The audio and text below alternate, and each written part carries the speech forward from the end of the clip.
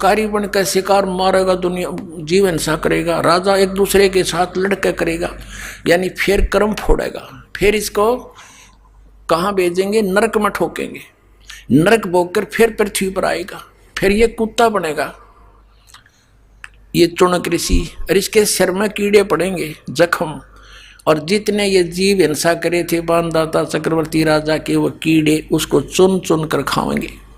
तो इसलिए गीता ज्ञानदाता 7वें अध्याय के 18वें श्लोक में कहता है कि ज्ञानी आत्मा है तो उद्धार, ये चले थे तो परमात्मा प्राप्ति के लिए, लेकिन इनको तत्वदर्शी संत ना मिलने से ये अपने आप निष्कर्ष निकाल कर एक दूसरे से सुन सुना कर और ये समर्पित हो गए मेरे पे। ब्रह्म कहता है काल, और मेरे वाली अनुत्तम गति में सचित रहे, यानी मेरे से जो इस ओम से, मेरी क्रियाओं से, ओम नाम के जाप से जो लाभ मिलना था वही तक गति हुई इनकी, और वो अनुत्तम गति है, अनुत्तम घटिया। अब इस तो बुंडी के घटिया होगी, सारे जीवन डले डोए, और फिर एटम बम बन गया बबूल का पेड़, आम के स्थान पर संत तो आम के पेड़ होने चाहिए, डले मानो उसको भी फल दे, और ये बबूल मड़ा हाथ ला दे तो गट जा उस बड़िकता तैये की तरह। इनको ऋषि कहा करते थे हम, परमात्मा ने आंख खोल दी हमारी। तो इसलिए कहा कि ये है तो अच्छी आत्मा, लेकिन मेरे वाली अनुत्तम घटिया गति में सचित रहे। क्यों? क्योंकि इनको तत्वदर्शी संत ना मिला। इसलिए 18वें अध्याय के 62वें श्लोक में कहा है कि अर्जुन तू सर्वभाव से उस परमेश्वर की शरण में जा, उसकी कृपा से तू परम शांति और सनातन परम धाम को प्राप्त होगा। तो पुण्यात्मा, परमात्मा ने 600 वर्ष पहले कहा था, 3 देव की जो करते भक्ति उनकी कदे ना होवे मुक्ति। और आज इन सब सदग्रंथों ने समर्थन किया, Kabir is God, Kabir is God. बोलो सतगुरुदेव। परम पिता परमात्मा पूर्ण ब्रह्म सारी सृष्टि के रचनहार, पूर्ण परमात्मा सर्व सृष्टि रचनहार, ये कबीर साहब जी हैं, कबीर परमेश्वर जी हैं। ये हम सभी आत्माओं के पिता हैं। पूरी सृष्टि असंख्य ब्रह्मांडों के रचनहार हैं। पुण्यात्माओं, हम यहां काल के जाल में फंस चुके हैं। 21 ब्रह्मांड इस काल भगवान का शासन है, इसकी प्रभुता है 21 ब्रह्मांड में। एक ब्रह्मांड के अंदर 14 लोक और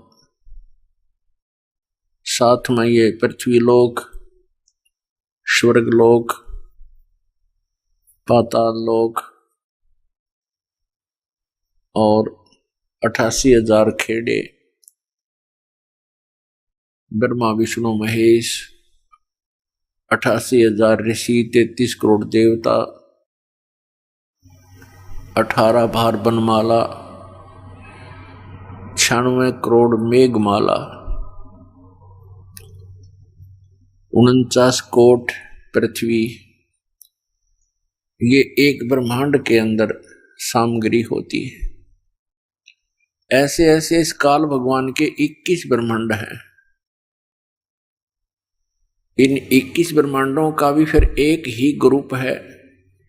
जैसे भारतवर्ष के अंदर प्रांत भिन्न भिन्न हैं और उनका मेन कंट्रोलर प्रधानमंत्री व राष्ट्रपति जी है, इन सभी प्रांतों को मिलाकर भी एक ही देश कहलाता है।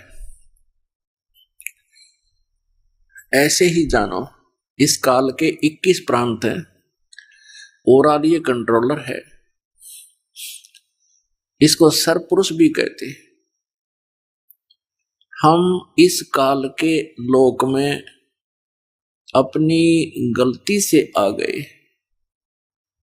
हम सतलोक में रहा करते थे, जहां पर जरा और मरण नहीं है। जरा मीन वृद्धावस्था, बुढ़ापा, और मरण मृत्यु नहीं है, वहां पर किसी भी वस्तु का अभाव नहीं है, वहां कोई भी कार्य आपको नहीं करना पड़ता है। आपका शरीर ये 5 तत्वों से बना हुआ पुतला नहीं होता, एक तत्व से बना हुआ आपका शरीर होता है, जिसमें नाड़ी तंत्र नहीं होता, जिसके कारण ना बीपी हाई होता ना लो होता। वहां किसी भी पदार्थ का अभाव नहीं है। जो यहाँ की 4 मुक्तियां हैं ये तो क्षणिक है, इनका तो अंत होता है। यहाँ के भगवान ने, यहाँ के स्वामी काल ने, ज्योति निरंजन ने, जिसको सरपुरुष भी कहते हैं और इसको ब्रह्म भी कहते हैं, इसने सभी पदार्थों का और सभी व्यवस्था का सतलोक की नकल करके बनाया है,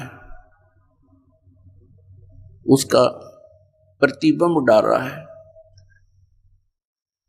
अब जैसे एक तो सोने का आभूषण हो, एक पीतल का हो, वैसा ही हो, लेकिन उसकी क्वालिटी और कीमत में दिन रात का अंतर होता है।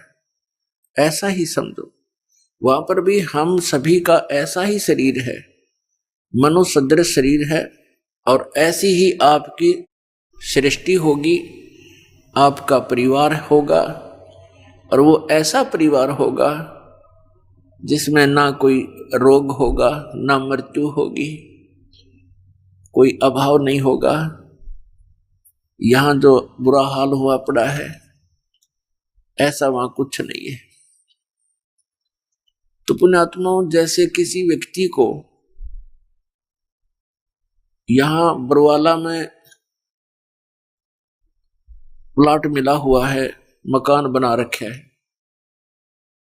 और उसको कोई कहे कि चलिए आप चंडीगढ़ के अंदर, और आपको वहां बढ़िया मकान दिलाते हैं और वहां रहिए, तो जिस व्यक्ति को वो तुलना का पता होगा कि वो बहुत अच्छा शहर है, बरवाला की तुलना में वहां सब सुविधाएं अधिक हैं, तो शायद ही कोई ऐसा होगा जो वहां ना जाने की इच्छा करे, और वहां व्यवसाय यहां से अच्छा होगा, बहुत अच्छा होगा, कोई 1000 गुना होगा, तो तुरंत त्याग देगा बरवाला को। तो जब तक आप जी का ये विश्वास नहीं होता कि सतलोक के अंदर ऐसा सुख है, तो आपकी इच्छा बन ही नहीं सकती। तो ये कहां से विश्वास हो, उसका कुछ आधार तो बनाना ही पड़ेगा आपने, कि हम इस आधार से तो मान सकते हैं कि वहां ये व्यवस्था है।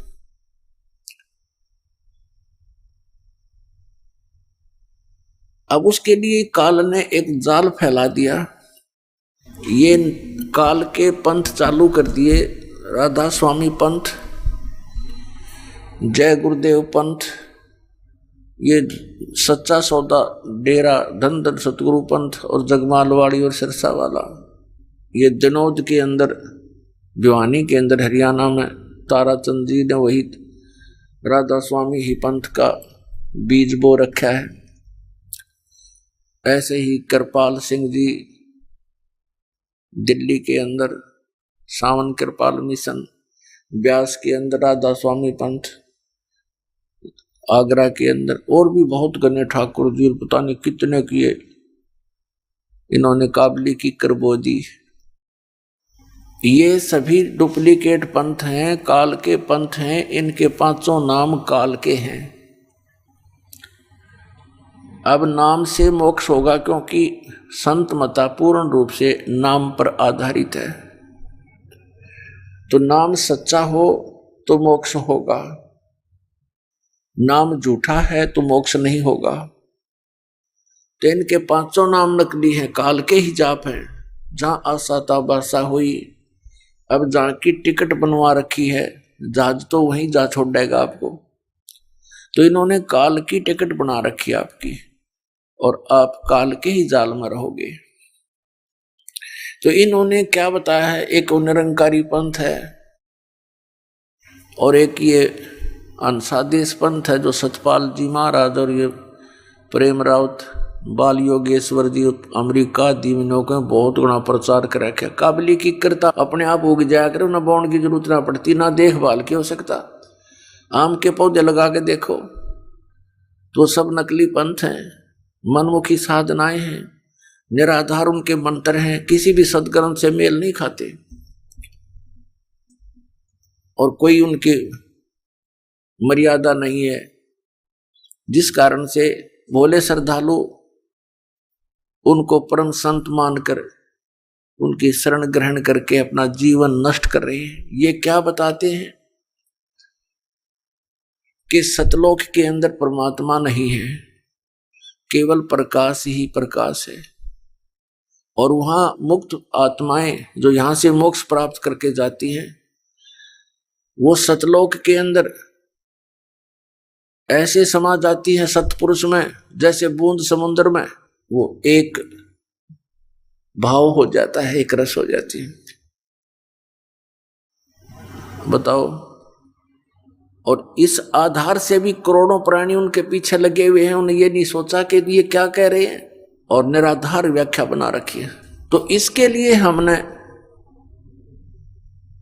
ये कौन सी सच्ची है, उन सभी संतों की बातें सत्य हैं या ये दास बताने जा रहा है आपको वो सत्य है, इसका निर्णय कैसे होगा? इसका निर्णय होगा अपने सदग्रंथों से और उन महापुरुषों से जिन्होंने परमात्मा को प्राप्त किया, सचखंड को देखा और फिर वापस आए। जो व्यक्ति वहां जाकर के वापस आया है तो वो जो बताएगा वह सच्ची होगी, वह सत्य होगा। अब एक तो स्वयं परमात्मा ने आके ज्ञान दिया, परमेश्वर कबीर जी ने। अब परमेश्वर कबीर जी ने जो ज्ञान दिया, प्रथम तो वही फाइनल है। अपने द्वारा रची हुई सृष्टि को परमात्मा ही ठीक ठीक बता सकता है। उन्होंने आकर के स्वयं ये ज्ञान दिया, उसके बाद उस परमेश्वर ने हमारे लिए, परमात्मा ने कृपा की, हमें करतार्थ किया, उन महापुरुषों को सचखंड दिखाया, सतलोक, और फिर वापस छोड़ दिया ताकि वो गवाह बने कि सतलोक के अंदर सचमुच ये व्यवस्था है। अपने आत्माओं, परमात्मा ने एक और दया करी अपने पे। अपनी अमृतवाणी में उन्होंने सब कुछ लिख दिया, लेकिन वो अमृतवाणी इतनी लंबी चौड़ी बना दी, इस तत्व ज्ञान को उसके अंदर छुपा दिया। और साथ में उन महापुरुषों से भी कह दिया गया था कि अभी इस यथार्थ ज्ञान को केवल तुम इन श्लोकों के माध्यम से ही बताना, गद्य भाग से मत बोलना। तो उन्होंने पद्य भाग में यानी दोहों और शब्दावलियों के माध्यम से ही अपना वहां का ज्ञान दिया, सतलोक और सचखंड का। उन्होंने गद्य भाग में नहीं बोला और वो लिपिबद्ध किया गया। उस पद्य भाग को समझना जन साधारण के बस की बात नहीं। या तो परमात्मा ही बता सके या वो संत ही बता सकते हैं जिन्होंने वो वाणी बोली, या फिर उनका कृपा पात्र जिसको परमात्मा सद्बुद्धि देते हैं, वो फिर उन गूढ़ रहस्यों को परमात्मा की प्यारी आत्माओं के समक्ष सरलार्थ करता है। तो परमात्मा परमेश्वर कबीर जी ने हमारे ऊपर एक विशेष रजा बख्शी कि उस तत्व ज्ञान को इस समय तक ऐसे तरीके से लाए कि इन काल के दूतों को समझ में नहीं आई। ये राधा स्वामी पंथ तथा सच्चा सौदा पंथ ये एक ही कुएं का जल है। आगरा से श्री शिवदयाल जी से इस पंथ का ये प्रारंभ मानते हैं राधा स्वामी का। आगरा से ही एक जयमल सिंह जी नाम के पुण्यात्मा श्री शिवदयाल जी से दीक्षित हुए। फिर उन्होंने श्री शिवदयाल जी के मृत्यु के लगभग 11 वर्ष के उपरांत स्वयं ही व्यास नदी के किनारे पंजाब में एक डेरा स्थापित कर दिया, डेरा बाबा जयमल सिंह ब्यास पंजाब में। उसके उत्तराधिकारी हुए सावन सिंह जी। श्री सावन सिंह जी के शिष्य हुए श्री खेमामल उर्फ बलोचिस्तानी शाह मस्ताना, जिसने सच्चा सौदा सिरसा की स्थापना की।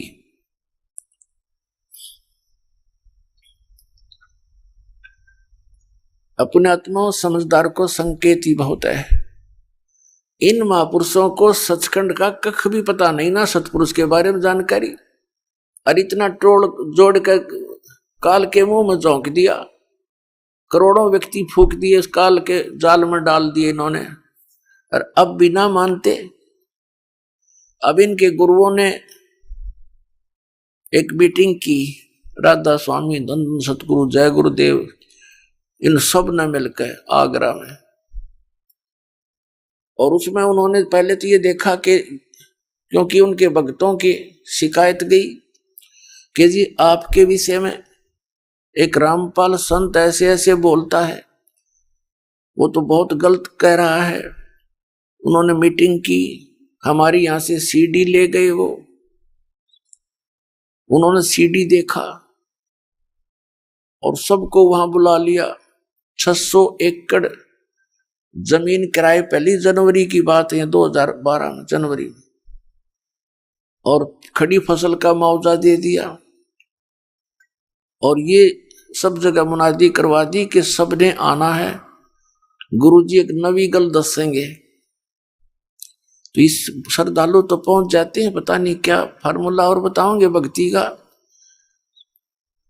कई लाख व्यक्ति इकट्ठे हो गए, 600 एकड़ जमीन, उत्तराखंड जमीन, करोड़ों आदमी आ जाए उसमें। पहले तो उन्होंने डिस्कस किया कि रामपाल का क्या करें इसका।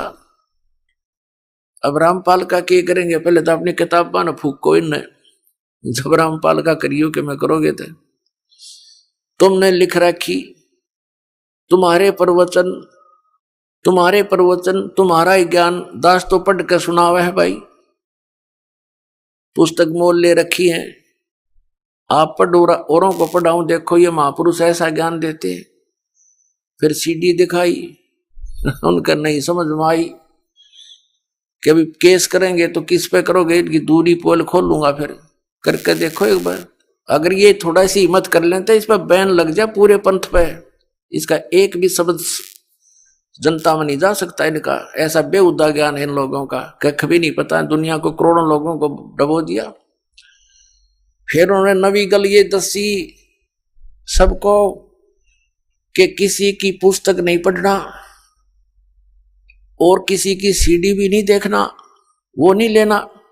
ये नवी गल दस का सबका थपकी मार के भेज दिए। अब वो श्रद्धालु बेचारे वो इन्हों सोचे गुरुजी का आदेश हो गया, हमने किसी की पुस्तक नहीं पढ़नी। उनको इन्होंने पता ये काल के जाल में बांध दिए, तो कति गठड़ी बांध के धर दिए और झोंक देंगे उनके अंदर। ज्ञान पढ़ने में क्या दिक्कत, हमारा भी पढ़ो और उनका भी पढ़ो, हमारा भी सीडी देखो उनकी भी सीडी देखो, तब निर्णय होगा कहां जा रहे हो तुम। तो कहने का दास का तात्पर्य ये है कि इनके पास न तो कोई ज्ञान है मंत्र पांचों काल के, और ये सिरसा वाले सच्चा सौदा वालों ने थोड़ी सी भिन्नता कर ली। किसी ने कह दिया होगा कि ये तो ज्योति निरंजन, ओंकार, ररंकार, सतनाम आदि ये तो सारे ही काल के जाप है, सतपुरुष का तो जिक्र भी नहीं इसमें। तो इन्होंने अपनी सूझबूझ से कि लोग नो ना कहेंगे ये काल के नाम हैं, 3 नाम चला दिए, सतपुरुष, अकाल मूर्त, शब्द स्वरूपी राम। और यूं कहते किसी को बताना नहीं। अब श्रद्धालु तो ऐसे होते हैं भाई नहीं बताना, अब ना बताने का कारण क्या होता है वो बताएगा दास साहब को। अब ये अकाल मूर्त शब्द स्वरूपी राम और सतपुरुष ये तो एक ही परमात्मा के महिमात्मक वचन शब्द हैं और पर्यायवाची है। जैसे जल पानी नीर, जल पानी नीर। अब जल कह दो, तीन कहने की क्या आवश्यकता है? जल कहो चाहे पानी कह दो चाहे नीर कह दो। जल पानी नीर कहने से मोक्ष हो जाएगा। यानी सतपुरुष काल मूर्त सब स्वरूपी राम ये रटते रहो, नहीं। उसको तो हमने खोजना है, पाना है, जिसको सतपुरुष कहते हैं। जैसे जल है, जल को तो हमने पाना है, वो कितना आवश्यक है हमारे जीवन के लिए, तो वो कैसे मिले? ये प्रोसेस अलग है, ये प्रोसीजर न्यारा है। बोकी लाओ, पाइप लाओ और फिर बोकी मारो। जमीन के अंदर जल है, वहां से प्राप्त करना है, और फिर जब बोकी और पाइप का कार्य जल तक पहुंचना है, जल को बाहर निकालना नहीं बोकी और पाइप का कार्य है। उसके बाद फिर मशीन लगेगी, हैंड पंप। वो हैंड पंप की भी फिर प्रैक्टिस करनी है, उसकी सेवा करनी है, उसका अभ्यास करना है। तो जब जल निकलेगा बाहर, जिसको हम खोज रहे थे, जल पानी नीर, जल पानी नीर करने से नहीं, वो प्रोसेस अलग है, वो प्रोसीजर न्यारा है, वो इंस्ट्रूमेंट अलग है जिनसे वो साधना की जाएगी। 2 अक्षर का सतनाम है, जिसमें एक ओम मंत्र है, एक तत् मंत्र सांकेतिक है। इसकी बोकी लगानी है श्वास ऊ श्वास से। ये 2 अक्षर का सतनाम है। एक संत मत प्रकाश भाग 4 है, श्री सावन सिंह जी द्वारा लिखी हुई, उसके वचनों का संग्रह। उसमें श्री सावन सिंह जी कहते हैं 261 पृष्ठ पे कि सोई गुरु पूरा कहावे जो 2 अक्षर का भेद बतावे, कि ये गुरु ग्रंथ साहिब में लिखा, ऐसा वो बोल रहे हैं। और फिर बताया है कि नानक साहब जी कहते हैं जे तू पढ़िया पंडित बिन 2 अक्षर बिन 2 नावा, प्रणवत नानक एक लंघाए जे कर सत समावा। नानक साहब जी कहते हैं कि हे पंडित, यदि तू 2 अक्षर के उस नाम बिना चाहे सारे ग्रंथों को घोट ले, इसे कोई लाभ नहीं होगा। अगर तूने ये 2 अक्षर नहीं पढ़े, नहीं जाप किया, तो यूजलेस है। फिर कबीर साहब का रेफरेंस दिया है कि कह कबीर अक्षर 2 भाख, होगा खसम तलेगा राख। अब कबीर साहब कहते हैं 2 अक्षर के मंत्र का तू जाप कर, भाख माने बोल, जाप कर। और यदि इन 2 अक्षर के नाम, यो सतनाम है, ये सतनाम सतनाम जाप का नहीं है, ये 2 अक्षर का नाम सतनाम है।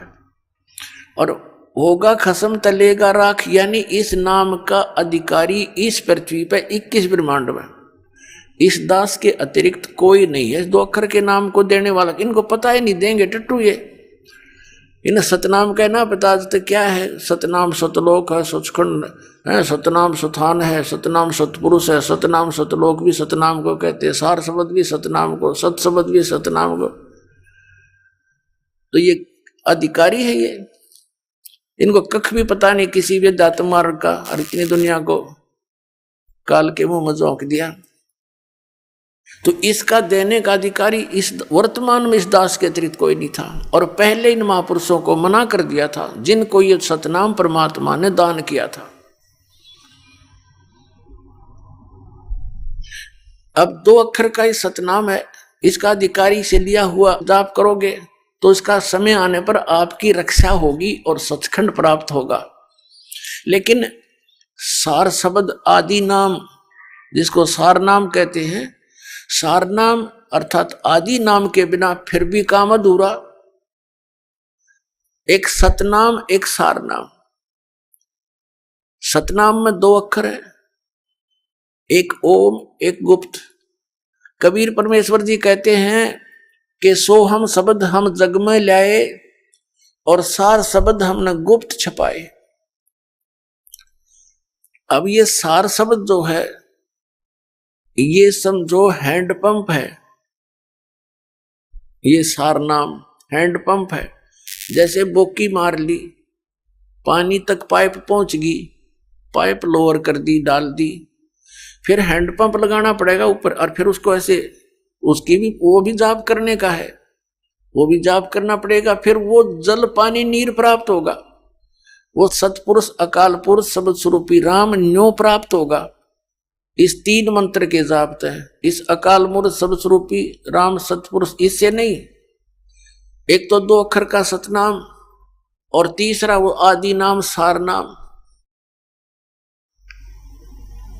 तो श्वासु श्वास के जाप करना पड़ेगा इस सतनाम का। एक वो मंत्र है, गुप्त है, और फिर उसके बाद ये दास आपको सारनाम देगा। जब आपकी पाइप जल तक पहुंच जाएगी तब ये सारनाम काम करेगा, अन्यथा करे नहीं। और कबीर सागर में स्पष्ट किया है कि परम संत जो होगा वो 3 बार में दीक्षा पूरी करेगा, 3 बार में दीक्षा देगा। आज तक जितने भी कबीर पंथी हैं या जितने भी ये अन्य पंथ हैं, राधा स्वामी धन सतगुरु पंथ, ये सब एक ही बार में, इनके पास तो है वो एक आज्ञा पाठ से नीम तले, ये अकाल मूर्त शब्द स्वरूपी राम सतपुरुष, बस दे दिया जाओ। एक यो निरंकार ज्योति निरंजन ओंकार, ये तीनों चारों काल के नाम, और बात करें सतलोक जान की, इन्होंने स्वयं ही अपने पैर पर कुआड़ा मार लिया। कबीर परमेश्वर जी का एक शब्द है, करने नो दीदार महल में प्यारा है, वो शिवदाल जी का समझ में आया ना, उसमें से इसने 5 नाम इसमत निकाल लिए ये, लेकिन वो ओरिजिनल नाम भी इसी मंत्र, इसी शब्द के अंदर है। मूल कमल का, नाभि कमल का, हृदय कमल का, और स्वाद कमल का, और कंठ कमल के, वह भी मंत्र इसमें है। वह ना इनका हाथ लगे, क्यों इनको पता ही नहीं, ना ये अधिकारी इन मंत्रों के देने के। शिवदयाल जी का जो फाउंडर ऑफ द राधा स्वामी पंथ है, उसका कोई गुरु नहीं, तो निग्र आदमी पंथ चलावे। परमात्मा कबीर साहब कहते, गुरु बिन माला फेरते, गुरु बिन देते दान, गुरु बिन दोनों निष्फल हैं, ते पूछो वेद पुराण। रामकृष्ण से कौन बड़ा, उन्हों भी गुरु कीन, 3 लोग के वेदनी गुरु आज्ञाधीन। तो इस प्रकार इन्होंने ये 500 नाम काल के जाप करते हैं। इन सतनाम का ये नहीं पता आज तक, हे भगवान ये क्या करने का है, खाने का है, पीने का है, ये कोई स्थान है या कोई नाम का जाप है। कहीं कहते हैं ये सतनाम असली राम है, सतनाम सचखंड है, सतनाम सचखंड को कहते हैं।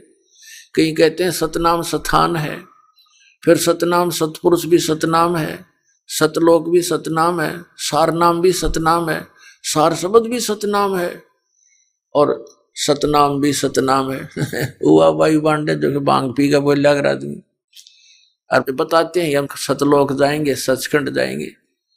अब शिवदयाल जी तो जा लिया सचखंड, वो तो बुक्की में बोल रहा था, अपनी शिष्या में भूत बनकर अपनी शिष्या बुक्की के अंदर बोलकर फिर वो कापी हुए और भोजन खावे, हो गया पार शिवदयाल तो। और यही सबके साथ बनेगा जो ये नाम जाप करते हैं, जितने भी राधा स्वामी पंथ से संबंधित पुण्यात्माओं। दास आपके ऊपर एक रहम कर रहा है, भले ही आज बुरा लगूं आपको, एक दिन आप रोया करोगे और गुण गाया करोगे इस दास का। दास को मालूम है कि मैं कितना खतरा मोल ले रहा हूं इन नकलियों को छेड़छाड़ के, लेकिन ये मेरा कर्तव्य बन गया, मुझे ज्ञान हो गया कि अपनी जान पर खेल कर भी इनसे काल के दूतों से छुटवाऊंगा परमात्मा की आत्माओं को। और परमात्मा स्वयं भी इसी उद्देश्य से आए थे कि मेरे बच्चों को मेरी जानकारी हो। ये यहाँ कितना कष्ट उठा रहे हैं, कोई गधा बना है, कोई कुत्ता बना है, कोई सूअर बनकर गंदगी खा रहा है, और ये समझ नहीं पा रहे हैं कि हमारा भगवान कौन है। दास का उद्देश्य यही है कि किसी ना किसी तरह ये पुण्यात्मा एक बार पुनः देख लें सदग्रंथों को, जो दास दिखाना चाहता है। आज बुद्धिमान समाज है, लेकिन श्रद्धालु इतना है ये भगवान के चाहने वाली आत्माएं कि जो गुरु जी ने कह दिया उसकी अवहेलना नहीं करनी है। लेकिन असली गुरु की बात की अवहेलना नहीं करनी। ये तो नकली है सारे, इन कख भी पता नहीं है क्या के गुरु हैं। ना तो ये हिंदुओं के गुरु असली, सारे नकली। इन आज तक नो नहीं पता वेदों और पुराणों में लिखा क्या है। निराकार निराकार पर घाटा जोड़ रखा है, इतने दिन हो गए। परमात्मा वेदों में लिखा वो साकार है, मनो सदृश्य है, वहां से गति करके शरीर आता है, यहाँ कर अच्छी आत्माओं को मिलता है। पुराणों में आज तक नहीं समझ पाई है ब्रह्मा विष्णु महेश के माता पिता कौन है। ये गुरु है, ये नकली डुबो दिया सारा मानो। तो पुण्यात्माओं अब जागो, ध्यान से इस दास के वचनों पर कुछ अमल करो, देखो अपने सदग्रंथों को और संभलो और चलो सतलोक में जहां कोई कष्ट नहीं। अब जो प्रसंग चल रहा है 2 अक्षर के नाम से मोक्ष होगा, वो इनके पास नहीं, तो ये पूरे गुरु कहां से होगे? कुछ तो सोचो। इनकी अपनी कलम से लिखे हुए पर तो देख लो ये कितना ज्ञान रखते थे। तो अब दास जो निर्णय करके आपको देना चाहता है कि कौन सा ज्ञान ठीक है कौन सा गलत है, इसका निर्णय हम परमात्मा की अमर वाणी से, जिसने स्वयं आकर के बताया, साथ में उन महापुरुषों को जिनको हम मोक्ष प्राप्त मानते रहे हैं और उनके द्वारा उनके अमृत वचनों को अपने सत्संगों में भी लेते रहे हैं। राधा स्वामी, धन धन सतगुरु, जय गुरुदेव वाले, ये सभी वो कौन है? स्वयं परमेश्वर परम पूज्य कबीर परमेश्वर जी, आदरणीय धर्मदास साहिब जी, आदरणीय मलुकदास साहिब जी, आदरणीय नानक साहिब जी, आदरणीय दादू साहिब जी, आदरणीय गरीबदास साहिब जी, गांव छुड़ानी, जिला झज्जर, हरियाणा वाला, आदरणीय गीसा दास साहिब जी, गांव खेखड़ा, उत्तर प्रदेश, जिला मेरठ, आदरणीय गरीबदास साहिब जी और आदरणीय गीसा दास साहिब जी के विषय में इन राधा स्वामी पंथ वालों को विशेष ज्ञान नहीं था। ये भी रजा थी दाता की, इन्होंने इधर ध्यान नहीं दिया क्योंकि इनके अंदर काफी निर्णायक तरीके से उस सतनाम का जिक्र किया हुआ है। तो इन्होंने ऊपर जितने भी महापुरुष साहब को बताया उनकी वाणियों को ये सत्य मानते हैं और उनको मोक्ष प्राप्त मानते हैं। उन्होंने परमात्मा को बताया कि वो मनुष्य सदृश्य है और वही परमात्मा, पूर्ण परमात्मा, सतपुरुष स्वयं आकर के इन महापुरुषों को मिले हैं। आदरणीय नानक साहिब जी को बेई नदी के ऊपर सुल्तानपुर शहर पश्चिमी पाकिस्तान में है, पहले ये भारतवर्ष ही था, तो वहां नदी पर स्नान करने के लिए गए हुए थे। वहां परमात्मा आए जिंदा महात्मा के रूप में और प्रत्यक्ष दृष्टा भी ये देखते हैं कि एक संत के साथ वो दरिया में छलांग लगा के बाहर नहीं आए। परमात्मा ने उनको अंतर्ध्यान किया। कबीर परमेश्वर जी ने बाबा जिंदा के रूप में आए थे, वो अंतर्ध्यान करके नानक साहिब जी को जिधर जल जा रहा था उससे विपरीत दिशा में ले जा करके कहीं उनके शरीर को छुपा दिया। आत्मा को लेकर के सचखंड गए। वहां नानक साहिब जी ने देखा सतपुरुष को, कबीर परमेश्वर को, जो नीचे से जिंदा बाबा के रूप में उनके साथ गए थे। ऊपर जाकर के परमात्मा सतलोक के अंदर एक बहुत बड़े सिंहासन पर विराजमान है, बहुत बड़ा गुमज है वहां पर। उस गुमज के अंदर एक मंदिर नुमा गुमज है, उसके बीच में बैठे हैं परमात्मा और नीचे से गए थे बाबा जिंदा के रूप में कबीर साहब नानक जी के साथ में। चवर करने लगे कबीर साहब यानी बाबा जिंदा के वेश में, अपने ही दूसरे रूप जो तख्त पर विराजमान थे परमात्मा अन्य रूप में, जिसके एक रोमकूप में करोड़ सूर्य मिला दे करोड़ चंद्रमा, ऐसा एक रोमकूप का प्रकाश। तब नानक साहिब जी ने अपनी सोच से ये सोचा कि रब तो ये है जिड़ा तख्त पे बैठा है। इतनी देर में क्या हुआ कि तख्त पर बैठे हुए तेजो में शरीर युक्त परमात्मा खड़े हुए और कबीर परमेश्वर जी विराजमान हुए। जिंदा बाबा वाले रूप में नीचे से गए थे और तेजो में शरीर जो था वो चवर करने लगा। बाबा जिंदा वाले वेश पर अपने ही दूसरे रूप पर। अब नानक साहिब जी असमंजस में पड़ गए कि ये क्या चक्कर है बाबा जी के ऊपर, और भगवान सेवा कर रहा है, चमर कर रहा है। इतने में क्या देखा, वो तेजो में जो शरीर था वो बाबा जिंदा वाले वेश में समा गया और अकेले बाबा जिंदा रूप में कबीर भगवान असंख्य ब्रह्मांड के कंट्रोलर के सिंहासन पर विराजमान रह गए। चंवर अपने आप हो रहा था, अपने आप हवा में मालिक की दया से। तब नानक साहिब जी ने देखा को वाहे गुरु वो हो, ये है भगवान, ये तो स्वयं ही। तब मालिक ने कहा था कि प्यारी आत्मा, ये सारा संसार काल के जाल में फंसा हुआ है। श्री नानक साहिब जी भी पहले विष्णु जी के उपासक थे, गीता जी का पाठ किया करते थे, राम और श्री कृष्ण का जाप करते थे, ब्रजलाल पांडे से ये गीता पढ़ा करते थे। परमात्मा ने इनको वहां गीता के विषय में बताया कि गीता श्री कृष्ण जी ने नहीं बोला, वो तो काल ने बोला, और वो अपने से अन्य परमात्मा के विषय में कह रहा है, वो परमात्मा मैं हूं। वहां जाने के बाद तो नानक साहिब जी को सारी बात समझ में आ गई, सारी कहानी सृष्टि रचना सुनाई। 3 दिन तक रखा कबीर भगवान ने उस महात्मा को, नानक साहिब जी को। तीसरे दिन उनको शरीर में वापस छोड़ दिया और साथ में ये भी कहा था कि ये सतनाम से मोक्ष होगा तेरा। कोई भी प्राणी है, सतनाम के बिना उसकी मुक्ति नहीं। कोटि नाम जहान में उनसे मुक्ति ना हो, और सार नाम मुक्ति का दाता हुआ को जाने ना कोई।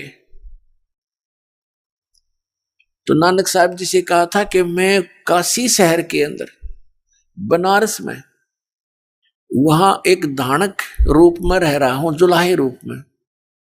आप वहां आना पृथ्वी पर, वहां तुझे सतनाम दूंगा। अब नानक साहिब जी को और सारी बात समझ में आ गई कति 100%, क्योंकि ब्रह्मा विष्णु महेश से मिलवाया उनको। ब्रह्मा विष्णु महेश से पूछा कि आपकी आयु कितनी है, उन्होंने बताई हमारी इतनी आयु है। उसके बाद हमारी मृत्यु होगी, कहाँ जाओगे, पता नहीं कहाँ जाएंगे। उसके बाद नानक साहिब जी गदगद हो गए, कि सचमुच हम तो डरे ढोरे थे। उनको फिर वापस छोड़ा, तीसरे दिन वापस आए। नौकरी करते थे एक नवाब के यहाँ, नौकरी त्याग दी और ऐसा ही वेशभूषा बना करके जिस रूप में परमात्मा मिले थे, जिंदा महात्मा के रूप में, ऐसा ही चोला पैर के ऊपर, शरीर के ऊपर कपड़ा, और चल पड़े बनारस की तरफ। प्रथम उदासी माने संसार से विमुख होकर के, उदास होकर के परमात्मा की खोज और प्रचार के लिए वो चले। प्रथम उदासी उनकी बनारस की है। अब रास्ते में वो पूछते चले गए कि ये ज्ञान कहीं और भी किसी को है क्या नहीं।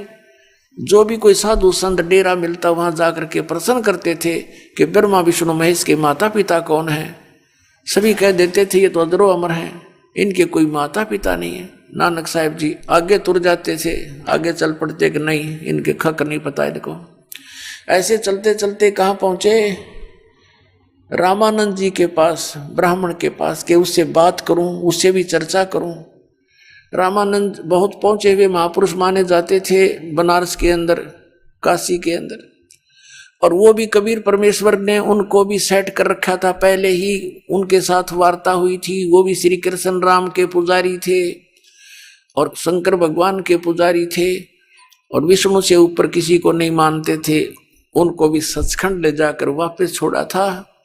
कबीर साहब कहते हैं, जो देखेगा मेरे धाम को सो जानेगा मुझ, गरीबदास तो से को सुन गायत्री गुज, कि मुझे जो सतलोक में देख लेगा वो तो मैंने मान लेगा आई एम गॉड, अन्यथा कोई नहीं माने, क्योंकि जुलाए रूप में भगवान बैठा कौन माने। हम तो उन्हें तो भगवान मान लिया जिनके हाथ में त्रिशूल हो, सुदर्शन चक्कर हो या गदा ले रखी हो, क्यों डरते माना उन्हें तो। अब बिना ज्ञान के ऐसी हमारी स्थिति थी। तो जब नानक साहिब जी ने जाकर के रामानंद जी को छेड़ा ज्ञान चर्चा के लिए, कहा कि बताओ ब्रह्मा विष्णु महेश के माता पिता कौन है, तब श्री रामानंद जी ने कहा कि महात्मा जी, इसी ब्रह्मा मैं फिरूं था जिस ब्रह्मा आप फिर रहे हो। मुझे मालूम नहीं था इस बारे में, लेकिन अब मुझे ज्ञान हो गया कि इनके माता पिता हैं। इनकी सही जानकारी अगर आपको चाहिए तो मेरे गुरु समझो या मेरे शिष्य समझो, क्योंकि उन्होंने मुझे प्रतिज्ञा दिला रखी है कि आप मुझे अपना शिष्य बनाए रखो, अन्यथा वो सारी सृष्टि के गुरु हैं, जगत गुरु हैं। और कबीर नाम के वो जुल्हा धानक वर्ण के अंदर आए हुए हैं, वो स्वयं परमात्मा है। अब नानक साहब जी ने कहा कि मुझे एक बार उनके दर्शन कराओ, मैं बात करूंगा उनसे। रामानंद जी ने अपना एक सेवक भेज दिया। मालिक को तो पता था वो प्यारी आत्मा आ रही है, रुक नहीं सकते इस ज्ञान से, जख्मी होने के बाद प्राणी घायल हो जाता है। नानक साहब जी पहुंचे जहां पर परमात्मा खड्डी में बैठ गए और कपड़ा बुन रहे थे। अब नानक साहब ने जाकर देखा कि ये परमात्मा तो सचमुच वही थे जो बेई नदी पर मिले मुकू और सचखंड लेकर गए सारी सृष्टि के रचनहार, ये यहां भी आ गए। तब कहा था, फाई सूरत मुल्क की वेश, ए ठगवाड़ा ठगी देश, खरा सियाणा बहुता बार, ये धानक रूप रहा करता। सभी आसपास के जुल्हे आकर इकट्ठे हो गए। एक पंजाब देश का पंजाबी आकर इस नीरू के पुत्र को भगवान बता रहा है। सभी हंस रहे हैं उंगलियां दे देकर मुख में कि इसको क्या पता, ये तो जुल्हा है, इसको भगवान बता रहा है। लेकिन जिसने भगवान को देख रखा वो कैसे माने उन भोली आत्माओं की जिनको पता नहीं, वो लाल की पहचान जोर ही कर सकता है। फिर नानक साहब जी ने कहा है, ये 24 पृष्ठ श्री गुरु ग्रंथ साहिब में महिला पहला की वाणी है कि एक सवान दोई सवानी नाल भौके भलकाई सदा बिहाल, ये कूड़ छुरा मुठा मुर्दार, ये धानक रूप रहा करतार, तेरा एक नाम तारे संसार में एहो आस एहो आधार, ये धानक रूप रहा करतार। नानक साहब जी कह रहे हैं तेरा एक नाम वो सतनाम तारे संसार, पूरे संसार को पार कर दे, और मैं भी उसी आस में उसी आधार से आपके पास आया हूं। और फाई सूरत मुल्क की वेश, ए ठगवाड़ा ठगी देश, खरा सियाणा बहुता बार, ये धानक रूप रहा करतार। वहां नानक साहब जी कह रहे हैं कि इसको तुम एक जुलाहा मत समझो, ये बहुत भार है, बहुत वजनदार है, इसमें बहुत कीमत है इसकी। ये ठगवाड़ा ठगी देश, ये सबको जो है ना धोखा दिए बैठा है, ये खुद परमात्मा है। लेकिन कौन माने? एक जौहरी, एक इतने से 100 ग्राम 200 ग्राम के कंचे को, और कोई कहे ये 2 करोड़ का है, किसको यकीन हुआ? चौनी बिना देखो ये नए फूक एक तरफ। और जो उसको परख लेता है कि सचमुच ये लाल है, वो कहेगा ला मुझे दे, और लोग छुपा के भाग लेगा, कोई देख ना ले। तो ये वो तो लाल के पारखू बनाए परमात्मा ने पहले उन महापुरुषों को जो भगवान को पहचान सके। फिर उनका 771 पृष्ठ पर वाणी दर्ज है महिला पहला की। नानक साहब जी ने कहा कि नीच जात परदेसी मेरा, छे नावे तिल जावे, और जाकी संगत नानक रेंदा, कैसे मोढ़ा पावे। तो पुण्यात्माओं, इन महापुरुषों ने जो सतीथि बताई भगवान को देखकर, वो साकार बताई, ऐसे ही वो परमात्मा लीला करता है। इसी प्रकार वो परमात्मा अपनी लीला के आधार से अपने स्वभाव अनुसार सभी महापुरुषों को मिलते हैं।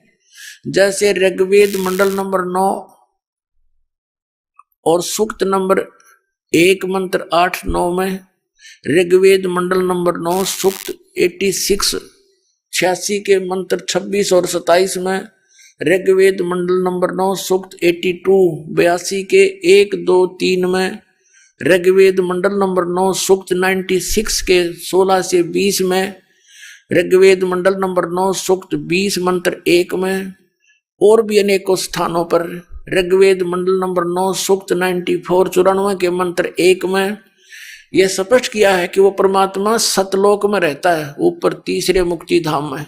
आइए अब हम उन श्रद्धालुओं के अनुभव जानते हैं जो जगत गुरु तत्वदर्शी संत रामपाल जी महाराज जी से दीक्षा प्राप्त कर चुके हैं तथा उनके द्वारा बताए गए भक्ति मार्ग पर चल रहे हैं। सर नमस्कार। नमस्कार। क्या नाम है जी आपका? मेरा नाम सुगम यादव है। सुगम यादव जी, कहाँ से आए हैं आप? मैं गांधीधाम गुजरात से आया हूँ। बेसिकली मैं एमपी का रहने वाला हूँ। डिस्ट्रिक्ट भिंड, ग्राम रमा, तहसील अटेर, थाना सरोपरा, जिला भिंड से रहता हूँ। अभी आप गुजरात में रहते हैं? जी, अभी प्रेजेंट में मैं गांधीधाम में रहता हूँ, गुजरात में। सर संत रामपाल जी महाराज जी से कब जुड़े आप? मैं संत रामपाल जी महाराज से 3/12/2008 में जुड़ा था, पहली बार। सर संत रामपाल जी महाराज जी से नाम दीक्षा लेने से पहले आप क्या भक्ति साधनाएं करते थे? मैं कोई ऐसी खास भक्ति नहीं करता था, जो जैसा रेगुलर है वैसे ही करता था। लेकिन मैं ऐसे चलता था ज़िंदगी, कुछ मालूम नहीं था भक्ति का सही से क्या होता है और क्या होता है। मैं तो कमाता खाता था और मौज करता था, खा के पी के, दारू दक्कड़ पी के बहुत जलसे करता था। सर संत रामपाल जी महाराज जी की शरण में कैसे आना हुआ? संत रामपाल जी महाराज में शरण में आने का एक बहुत बड़ा कारण है कि मैं बहुत ज़्यादा दारू पीता था और दारू के धंधे करता था। उस पीरियड में मैं कुछ धंधे भी, सिविल लाइन का, कंस्ट्रक्शन का बिजनेस करता था, जिसमें मुझे बहुत बड़ा एक नुकसान हुआ था। नुकसान कुछ इस प्रकार हुआ था कि मैं ऐसी कंडीशन पे आ गया कि रोड पे था, जिसमें मेरे कोई परिवार, भाई बंधु, कोई भी मेरे को एक 5 रुपये का सपोर्ट करने की कंडीशन नहीं थी। और उस पीरियड में मेरे को लोग देख लेते थे तो साइड निकल जाते थे कि भाई ये पैसे मांगेगा या इसके पास पैसा नहीं है, इसके लोग कर्जा मांग रहे हैं। ये अहमदाबाद में जब मैं काम करता था, ये 2006 की बात बता रहा हूँ, 2006 से 7 के बीच में यहाँ रहा और थोड़ा मैंने अपना कंडीशन सुधारा, लेकिन सही सुधरा नहीं। उस पीरियड में मैं दारू पी के इधर घूमता था, लेकिन लोग बोलते थे वो मंदिर जा, मस्जिद जा, ऐसा कर वैसा कर, लेकिन मैं कहीं ऐसे जाता भी था, लेकिन कुछ खास मेरे को समझ में नहीं आया। उस पीरियड में एक हमारे श्याम सिंह भगत जी थे, जिनको मैं, भगत तो उस पीरियड में जानता ही नहीं था भगत क्या शब्द होता है। वो मेरे को चांदोड़िया ब्रिज के नीचे अहमदाबाद में मिले, तो उन्होंने बोला भाई तुम कैसे हो, ठीक ठाक हो? मैंने बोला हाँ ठीक है। मेरे एक दोस्त और उनके साथ थे, तो उन्होंने बोला क्या करते हो? मैंने बोला कुछ नहीं, आजकल ऐसी तकलीफ चल रही है। उस दिन जब वो मेरे को मिले थे, मैं फुल दारू के नशे में था, तो उन्होंने बोला आपको क्या तकलीफ है, आपको कैसा है? मैंने बोला धंधा पानी खत्म हो चुका है और मैं नुकसान में हूँ।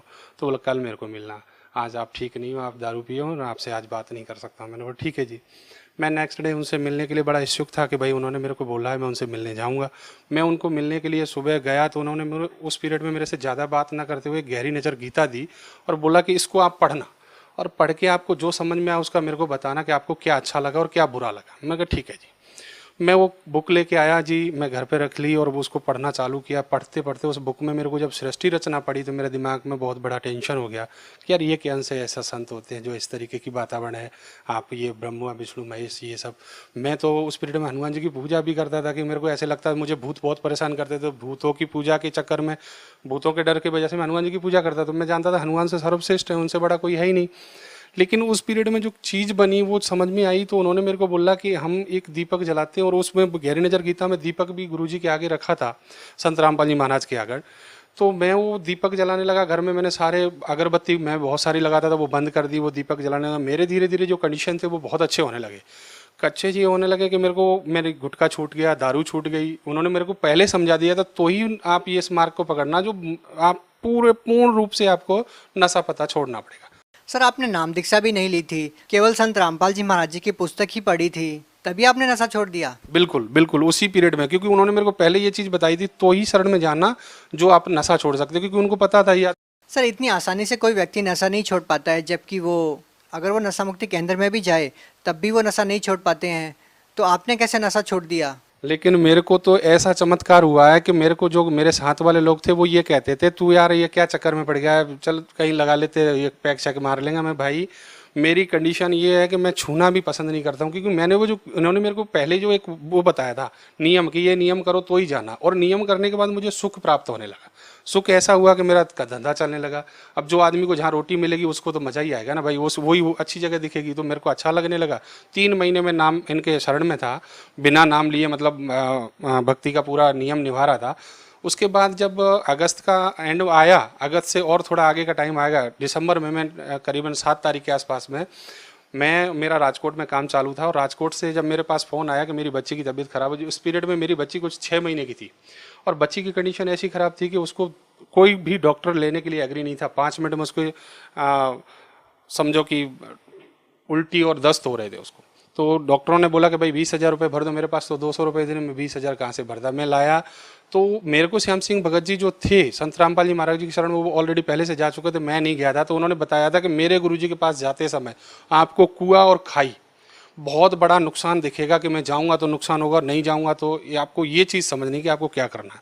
उस पीरियड में मेरे को ये चीज़ समझ में आ चुकी थी कि उन्होंने इनकी शरण में जाने के लिए आपको कुछ ना कुछ भोग देना पड़ेगा, यानी आपको मानना पड़ेगा कि परमात्मा की शरण। मैंने दृढ़ता हो गई थी बहुत पहले से, क्योंकि इनके बारे में मैंने बहुत पढ़ लिया था बुकों में, और वो करोथा कांड वाली कुछ बुकें मिल गई थी, उसमें भी पढ़ लिया था।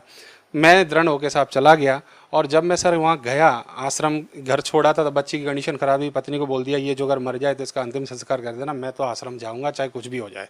मैं घर से निकला, मेरी बेटी खड़ी हो गई, अच्छे से उसने दूध पिया, क्योंकि वो उस पीरियड में 6 महीने की थी, और आज दिन तक उसको कोई तकलीफ नहीं है।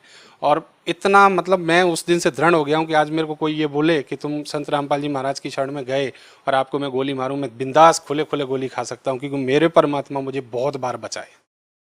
सर, आपको संत रामपाल जी महाराज जी से नाम दीक्षा लेने के बाद क्या लाभ मिले? नाम दीक्षा लेने के बाद जो फर्स्ट वाला मैं आपको बताऊं, तो मेरी पत्नी 2011 में जब मैं यहाँ से शिफ्ट हो गया था कच्छ में, और मैं गांधीधाम गुजरात में अभी प्रेजेंट में रह रहा हूँ, वहाँ मेरी पत्नी का देहांत हो गया था 2011 में 17 तारीख के आसपास, 17 नवंबर की बात है। क्या आपकी पत्नी ने नाम दीक्षा ले रखी थी? नहीं, मेरी पत्नी उस पीरियड में नाम दीक्षा नहीं ले रखी थी, और ये बोलती थी कि तुम किस संत के चक्कर में पड़ गए, तुमने सब कुछ छोड़ दिया है, किसी की 13वीं नहीं जाते हो, किसी के कोई भी विवाह शादी ढोंग ड्रामा सब कुछ छोड़ दिया, क्योंकि मैं संत जैसा जीवन जीने लगा था।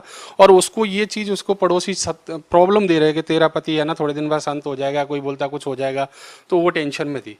तो उसका उस दिन देहांत हो गया, डॉक्टर ने उसके ऊपर चादर डाल दी। तो मेरे को कुछ चीज़ें ऐसी थी जो पहले से पता चलता कि मेरे साथ ऐसा होने वाला है, मेरे को आज भी पता चलता है। जब ये चीज़ हुई तो मैं बड़ा आश्चर्य से बैठा था। मैंने बोला परमात्मा, आपने तो ये बोला था बेटा मेरी शरण में आने के बाद कोई दर्द नहीं होगा, कोई पीड़ा नहीं होगी, फिर ऐसा क्यों हो रहा? 11:30 से 12 मिनट हो चुके थे, मैं घड़ी की तरफ देख रहा था, और मेरे को ऐसा पूर्ण विश्वास था कि मेरे संत रामपाल जी महाराज हैं जो परमात्मा हैं, जिन्होंने मेरे जैसे कुत्ते को सुधार दिया है, तो भगवान कुछ भी कर सकता है। परमात्मा ने 14.5 मिनट के ऊपर कुछ सुई गई थी, मैं और बड़ी ये देख रहा था कि इसको परमात्मा क्या करेंगे। उस पीरियड में इसकी चद्दर हिली, पेट की तरफ थोड़ी श्वास आई, और डॉक्टर कागज बनाने की तैयारी कर रहा था, मेरे से बोला था कि आप ये कागज आ जाओ नीचे, कुछ साइन करना है। मेरे साथ एक मेरे दोस्त थे जो राम कुमार पंडित जी करके थे, वो बैठे थे, तो वो उनको पता लगा क्या हुआ सुगम। मैंने बोला यार कुछ नहीं हुआ है। बोला बताओ बताओ तुम रो क्यों रहे? मैंने बोला ये खत्म हो गई है। बोला क्या बात करते हो? तब हम इतनी देर के बाद 14.5 मिनट हो चुके थे, नजर मारी तो उनका पेट हिलने लगा। बोला तुम तो झूठ बोल रहे हो। उन्होंने बोला तो अभी, और जैसे ही दोबारा श्वास आई, और भगतमती बहुत तेजी से, उस पीरियड में तो भगतमती नहीं थी, वो इतनी तेजी से एकदम रोने लगी। वाइफ है मेरी, जब इतनी जोर से रोने लगी कि ये बताओ कि हम तो आपके गुरुजी को गलत मानते थे, आपके गुरुजी ने मुझे वापस बोला मेरे बेटी तेरे अभी टाइम पीरियड तो पूरा हो चुका है, मेरी तरफ से तेरे को टाइम देता हूँ और भक्ति करना, अपना घर परिवार बसा के चलना। मैं उस दिन उसको ये सब होने के बाद मैं बहुत खुश था कि परमात्मा ने मेरी बहुत बड़ी लाज रख ली। आज मेरी भक्ति में दया है मालिक ने। मैं दूसरे दिन ही आश्रम गया, और परमात्मा नामदान वो आशीर्वाद दे रहे थे सबको। गुरुजी संत रामपाल जी महाराज मेरे आशीर्वाद दे रहे थे। तो उस पीरियड में हम लोग 15 जन के आगे हमारे गुरुजी चले गए थे संत रामपाल जी महाराज, और वो मैं रो रहा था, मेरे मुंह से आवाज़ नहीं निकल रही, क्योंकि मैं संत रामपाल जी महाराज के सामने जब भी जाता तो नतमस्तक होकर मैं तो रोता ही रहता था, मेरी आवाज़ नहीं निकलती थी। तो वो 10-12 भगत के वापस फिर रिटर्न आए, नाम मेरे ऊपर फिर से हाथ रखा, बोलो भगत रोना मत, अब तेरी भगतमती को कुछ नहीं होगा और कुछ भी नहीं बिगड़ेगा, बस भक्ति में ध्यान रखना। मेरे को ऐसे बोले संत रामपाल जी महाराज। सर फिर मैं तो बहुत बड़ा, मतलब आवाज़ तो नहीं निकल रही थी, इतना रोया था उस दिन से कि मेरे को ये चीज़ समझ में आ गई कि मेरे गुरुजी ने बहुत कुछ मेरे साथ अच्छा किया, बहुत अच्छा किया। और क्या लाभ मिले सर? उसके बाद ऐसी कंडीशन थी जो मैं यहाँ फाइनेंशियली बहुत ज़्यादा प्रॉब्लम थी। अभी आज की तारीख में फाइनेंस में ऐसा है कि मैं यहाँ से कच्छ पहुँचा था 2011 से ही मैं हर साल नई कार बदलता हूँ। मैं इतना सुख हूँ, मैं बता नहीं सकता हूँ। मेरे पास एक 10 आने के लिए जो बंदा दुखी हुआ, जो उसके पास बहुत अच्छा बड़ा बिजनेस है, और एक जो बंदा अनपढ़ हो, जिसको लोग इंजीनियर की डिग्री से देखते हो, ये भी कंडीशन है। मैं एक सिविल इंजीनियर बन गया हूँ और मैंने कभी स्कूल नहीं पढ़ा था। आज मैं डेफिनेटली एक इंजीनियर के वर्क पे पोस्ट पे काम कर रहा हूँ। मैं खुद के मकान बनाता हूँ, मैं खुद एक बिल्डर की कंडीशन में आ गया हूँ, बहुत पैसा कमा रहा हूँ, सब कुछ है, दया है मालिक की। और उसके बाद मेरे साथ एक दूसरी घटना हुई थी 2014 में, 24 अप्रैल के दिन। मैं आश्रम से ही आ रहा था, संत रामपाल जी महाराज के आश्रम गया था, वहाँ से सत्संग सुन के मथुरा एक्सप्रेस, जमुना एक्सप्रेस जो है, मैं MP के लिए जा रहा था। मेरे पास स्कॉर्पियो थी, मेरी स्कॉर्पियो का पीछे का टायर फूट गया था और वो पलट गई थी। उसमें हम 9 जन थे, पूरी गाड़ी तहस नहस हो गई थी। हम 9 के 9 सत्संग चल रहा था गुरुजी का, क्योंकि मैं कोई भी भक्ति भाव दूसरे चीज़ सुनता नहीं हूँ, परमात्मा संत रामपाल जी के प्रवचनों के अलावा कुछ और चीज़ नहीं सुनता हूँ, मुझे कोई रुचि नहीं है। तो वही चल रहा था, पूरी गाड़ी तहस नहस हो गई थी और गाड़ी का इंजन कहीं अलग था। हम सारे के सारे 9 के 9 में किसी को एक रत्ती जो बोले ना, एक दाने भर किसी को चोट नहीं आई थी। सब बड़े एकदम खुश थे। लोग गाड़ी देख के लोग बोलते सब मर गए क्या। और बाजू में एक और एक्सीडेंट हुआ पड़ा था, आगरा की तरफ से गाड़ी आ रही थी, उसका डेड बॉडी पड़े थे, तो बोलते थे दोनों गाड़ी टकरा गई क्या। मेरी किसी को कुछ नहीं हुआ और आज दिन तक मुझे कोई तकलीफ नहीं है। सर और कोई लाभ बताना चाहेंगे? मेरे को एक दूसरा लाभ ये है कि आज मैं जो हूँ, जैसी भी कंडीशन में हूँ, वो बहुत बड़ी कंडीशन परमात्मा ने मेरी सही कर रखी है। मेरे पास बहुत कर्जा था, आज मेरे पास कोई 1 रुपये नहीं मांगता, मैं सबका दे चुका हूँ और मेरा खुद का भी इतना अच्छी फाइनेंशियली हो गई, मैं कभी सोच भी नहीं सकता था मेरे जैसे। और मैं सब दूसरी बात ये है कि मैं इतना बड़ा नशेलची आदमी था, दारू के धंधे करने वाला, दारू बेचने वाला, दारू चलाने वाला, चंबल के बहड़ों में डकैतों के साथ घूमने वाला बंदा इस कंडीशन में आ जाएगा, ऐसे किसी ने सोचा नहीं था। आज मेरे परिवार, मेरा गाँव मेरे को जो उस पीरियड में देखते थे तो वो बोलते थे इससे दूर रहना, ये तो बहुत खतरनाक लड़का है। आज मैं समाज में जाता हूँ, लोग मुझे बहुत इज्जत से बुला के बिठाते हैं, बोलो भाई ये लड़का बहुत अच्छा है। अभी थोड़े दिन पहले की एक छोटी सी बात बताना चाहूँगा आपको कि मेरे पास गाड़ी नहीं थी, मेरी गाड़ी एक सीज हो गई थी जिसका इंजन, और मेरे को MP जाना था शादी में।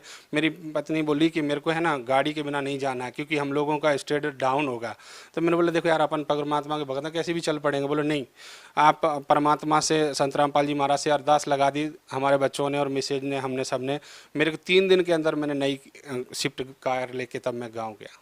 भगत समाज को क्या संदेश देना चाहेंगे? मैं भगत समाज को यही संदेश देना चाहूँगा। सबसे मेरा संदेश क्या है, मैं तो कुत्ता हूँ परमात्मा का। मैं आप सबसे ये प्रार्थना करता हूँ, देखो मेरे जैसा कुत्ता सुधर सकता है तो आप तो बहुत नेक आत्मा हो, बहुत प्रिय मित्र हो, बहुत अच्छे हो, आप सुधर सकते हो, आपको लाभ मिल सकता है। संत रामपाल जी महाराज की शरण में आओ।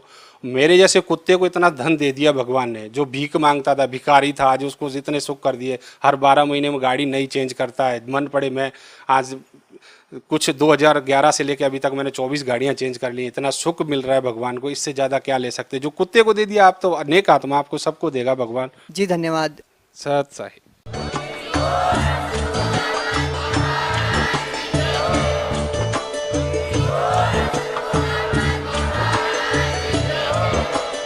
आप सुन रहे थे जगत गुरु तत्वदर्शी संत रामपाल जी महाराज जी के मंगल प्रवचन। अधिक जानकारी के लिए विजिट कीजिए हमारी वेबसाइट www.jagatgururampalji.org। संत रामपाल जी महाराज जी के शुभ आशीर्वाद से पूरे विश्व भर में 500 से भी ज्यादा नाम दीक्षा केंद्र हैं, जिन पर संत रामपाल जी महाराज जी द्वारा ऑनलाइन निशुल्क नाम दीक्षा दी जा रही है। अपने नजदीकी नाम दीक्षा केंद्र का पता करने के लिए संपर्क करें